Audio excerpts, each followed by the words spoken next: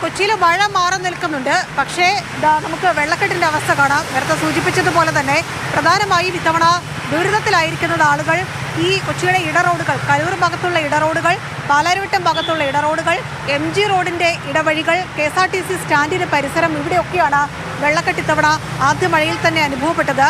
ആളുകൾ പ്രധാനമായും ആശങ്കയാക്കുന്നത് കാനകളുണ്ട്. നമ്മൾ നിൽക്കുന്നത് തന്നെ ഓടകൾക്ക് സമീപം. ഈ കാനകളിലൂടെ പോലും വെള്ളം ഒഴുകി പോകുന്നില്ല എന്നതാണ് വ്യാപാരികൾ വലിയ ആശങ്കയായി മുന്നോട്ട് വെച്ചത്. നേരത്തെ നമ്മൾ കണ്ടതാണ് MG റോഡിലെ കടകളിൽ പൂർണ്ണമായും വെള്ളം കയറിയിരിക്കുന്ന സാഹചര്യം. ഈ കടകളിലൂടെ ഉണ്ടായിരുന്ന വലിയ വെള്ളക്കെട്ടാണല്ലേ? അയ്യോ, എന്താ അവസ്ഥ നോക്കി, ഒരു രക്ഷയില്ല. ഇവിടെ ഷീമാറ്റിൽ വരെ വന്നാണ്, അതിൻ്റെ ഉള്ളിൽ വരെ വെള്ളം കയറി. വല്ലാത്ത അവസ്ഥ. കുടയെടുത്തില്ല, നല്ല മഴയത്ത് പെട്ടുപോയി. ഈ വെള്ളക്കെട്ടിലൂടെ നടന്നു പോയി. ഇനി അസുഖം. ചുരിദാർ മാറി വന്നതാണ്, ഞാൻ 8 ചുരിദാർ നനഞ്ഞ് കുതിർന്നു പോയി. വല്ലാത്ത അവസ്ഥ, രക്ഷയില്ല. പകർച്ചവ്യാധിയൊക്കെ ആശങ്ക നിൽക്കുമ്പോഴാണ് ഈ വെള്ളത്തിൽ നല്ല പേടിയുണ്ട്. നമുക്കിതെല്ലാം ഈ കാണയിൽ അഴുക്ക് ചെളിയ വെള്ളമല്ലേ വരണത്. അപ്പോൾ വല്ലാത്ത ആശങ്ക തന്നെയാണ്. ഇപ്പോൾ നടന്നു പോകേണ്ടത് ഡ്രെയിനേജ് അത് തന്നെ ചെല്ലുമ്പോൾ ഇനി ഡെറ്റോളൊക്കെ ഇട്ട് എങ്ങനെ കുളിച്ചാൽ മതി എന്നറിയില്ല. ഇത് എന്ത് വെള്ളമാണോ അവസ്ഥ, ഇത് ശോകമാണ്. എന്തായാലും ഇതാണ് ആളുകൾ പറയുന്നത്. ഇതാ ഈ ആൾക്കിരി പോകേണ്ടത്, ആ ചേച്ചി നടന്നു പോകുന്നത് ഈ വെള്ളക്കെട്ടിൽ കൂടെ തന്നെയാണ്.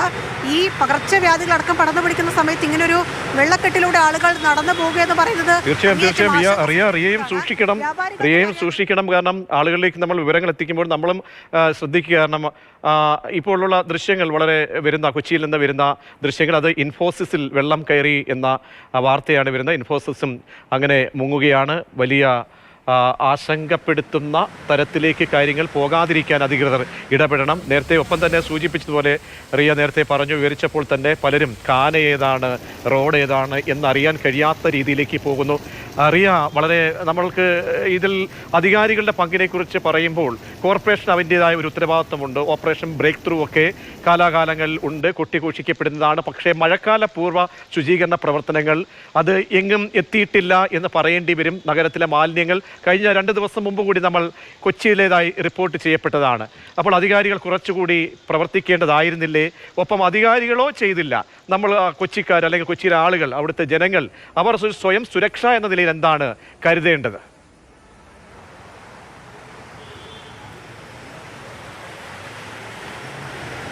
കൊച്ചിയിലെത്തുന്ന ജനങ്ങളോട് ഒന്നേ പറയാനുള്ളൂ, ഈ ഈ കാനയിൽ നിന്ന് ഒഴുകുന്ന ഈ അഴുക്ക് വെള്ളത്തിൽ കൂടി ആളുകൾ പരമാവധി പോകാതിരിക്കുക. അതാ നമ്മൾ ദൃശ്യങ്ങളിൽ കാണുന്നു, കുഞ്ഞുങ്ങളൊക്കെ വരുന്ന ആളുകൾ വലിയ ദുരിതത്തിലാണ്.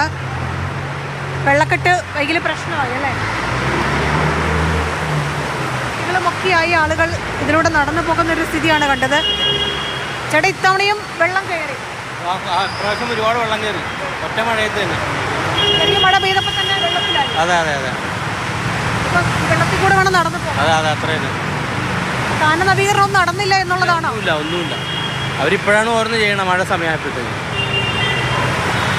ഈ ഓപ്പറേഷൻ ബ്രേക്ക് ത്രൂ നടപ്പിലാക്കിയെന്നൊക്കെ അവകാശപ്പെട്ടതാണ്. കഴിഞ്ഞ ദിവസമൊക്കെ പല കൊച്ചിയിലെ കനാലുകളുമൊക്കെ. ശരി റിയ, എന്തായാലും കൊച്ചിക്കാരോട് ഒന്നേ പറയാനുള്ളൂ, നമ്മളെക്കുറിച്ച് അധികാരികൾക്ക് വലിയ ചിന്തയൊന്നുമില്ല.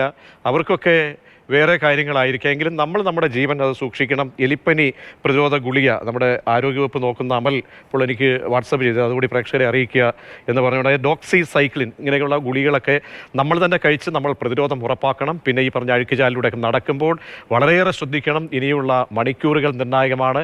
രാത്രിയിലൊക്കെ വെള്ളക്കെട്ട് രൂക്ഷമാകാനുള്ള സ്ഥിതിയാണ് ഇപ്പോൾ നമുക്ക് കാലാവസ്ഥാ കേന്ദ്രങ്ങളിൽ നിന്നും അറിയിപ്പായി ലഭിക്കുന്നത്.